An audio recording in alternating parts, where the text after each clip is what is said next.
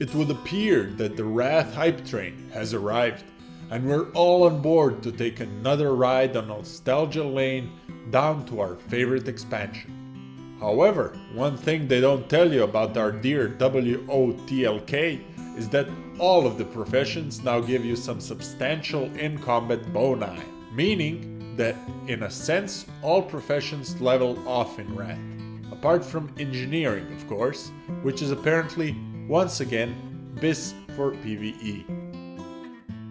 Now a quick disclaimer should be issued here. Information given in this video should be taken with a grain of salt, since we don't exactly know how Blizzard will decide to implement engineering as a profession. It is possible the private servers have some information wrong, and it is also possible that Blizzard will decide to nerf some things too, like they did with drums for TBC.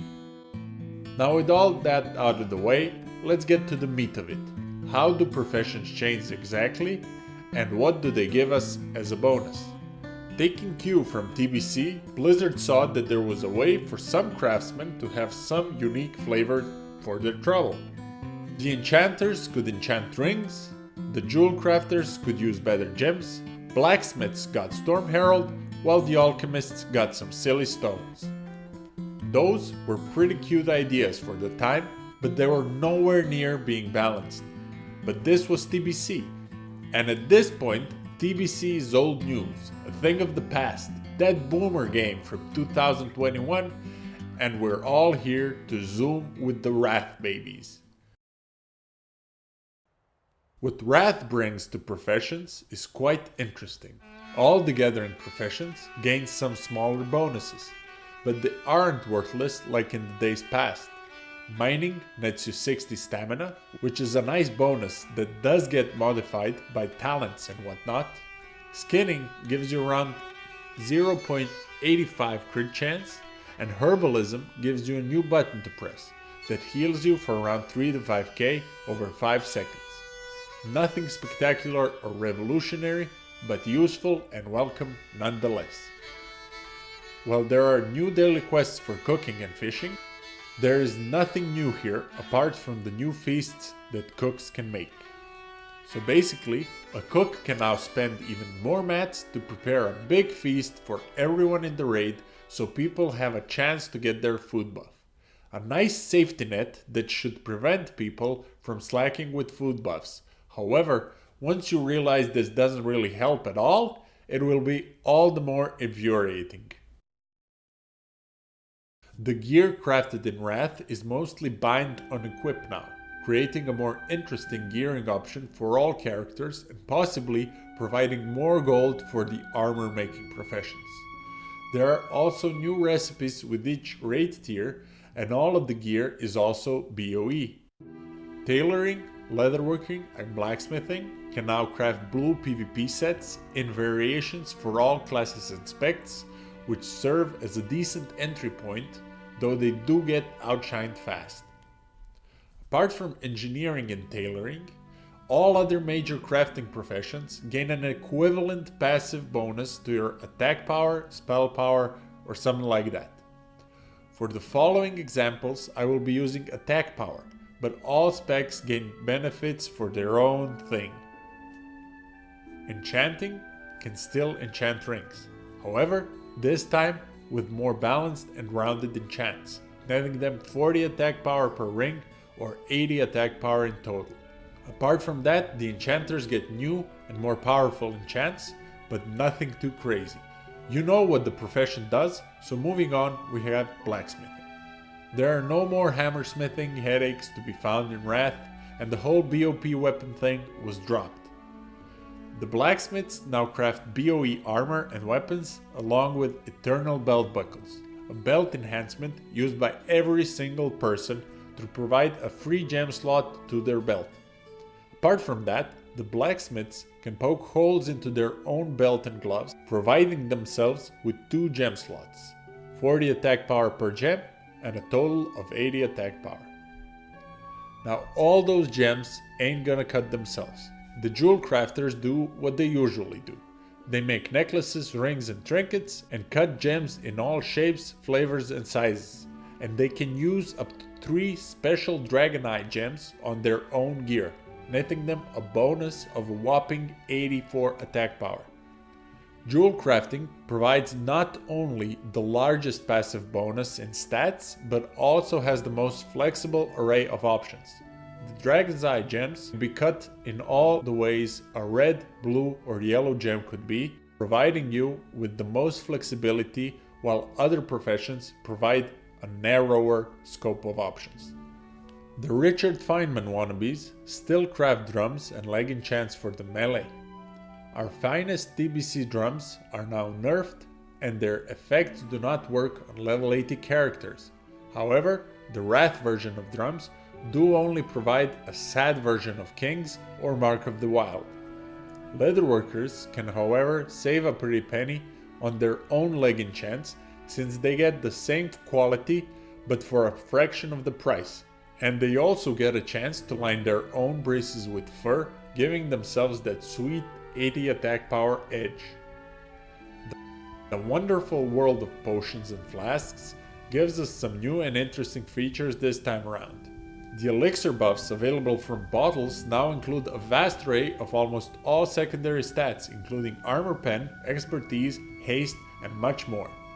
The alchemists now provide the raid with cauldrons of protection potions, which are dispensers of your favorite flavor of protection potions for everyone. The alchemists do retain their silly stones as trinkets, but they also get a new passive, mixology, increasing the duration and potency of any flask or elixir he or she drinks.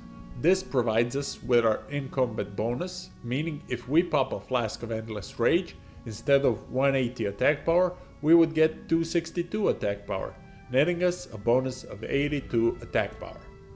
However, if our usual flask is unavailable to us, or we are too cheap to use it, there's a Flask of the North, an item that is not consumed on use and can be used in arenas, battlegrounds, and everywhere else. This provides us with that staple 80 attack power in all situations. On top of this, the alchemists also gain access to endless healing and mana potions, worse versions of its counterparts, but again, the item is not lost with use. A true boon for those strapped for cash who are willing to sacrifice the quality of their life so they can drink subpar potions and flasks. The ideal profession for your inner goblin. An alternative use for all the herbs your tired little hands picked could be the new profession, Inscription. This profession mills herbs into ink, kinda like jewel crafters prospect ores into gems. The scribes are the ones you want to thank because they can now scribble scrolls, making them much more available. They can also scribble glyphs, powering up certain individual spells. There are also vellums, pieces of paper the enchanters can store their enchants on and then sell on the auction house, thus circumventing any healthy peer-to-peer interaction that might, God forbid, arise otherwise. They can also inscribe their own shoulders with super-powered enchants, netting them that 80 attack power bonus. Now, were you ever playing WoW and thought to yourself, God damn, this game doesn't have enough buttons. I wish I could press buttons. I need me some more buttons. Well, then don't worry fam, engineering's got you. Engineering retains that usual shtick of crafting bombs, gadgets, and explosives, and gains the ability to enhance several pieces of gear with gizmos, a feature that puts engineering once again an edge above of every other profession. Remember those rocket boots that never really worked and always collected dust at the bottom of your bags? Well, now this is an enchant that you can put on your own boots. 3 minutes cooldown, 5 seconds of being supersonic, and one more thing to bind somewhere. Your belt can be fitted with a grenade or an EMP, and your cloak can be enhanced into a parachute cape with either some agility or some spell power on top.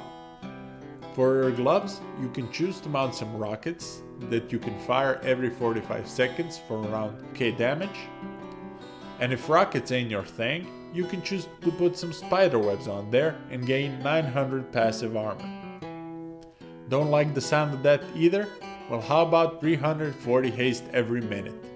Sounds great? I know it does. This is the thing that makes engineering stand out so much, and this is where we see how Blizzard handles any potential fixes. A slightly worse haste potion on gloves does seem pretty insane, but this will all come down to implementation and minor details. Apart from these, the engineers get access to their staple BOP goggles and some cute trinkets, but possibly the best new feature is Jeeves, a summonable robot companion that acts as your own personal repair bot, regent vendor, and bank. Top of that, you get an auction house in Dalaran. And lastly, there is tailoring. Tailors sew clothes. Nothing special here. However, now they can sew a magical carpet, which is pretty darn cool. On top of that, they can imbue their cape with an enchant that either procs attack power on attacks or a choice of spell power or mana on spellcasts. These people also take a cue from the leatherworkers, and they can enchant their own legs basically for free. All in all, to me these changes represent a positive shift in profession design, eliminating almost all the sweat from this aspect of the game. While engineering might once again be the sweatiest one, and the one that provides the most flexibility, it is no longer the only viable one, since any profession provides you with some bonus in combat. Thank you everyone for watching. I would appreciate you liking the video and perhaps even subscribing if you enjoy content like this. See you soon.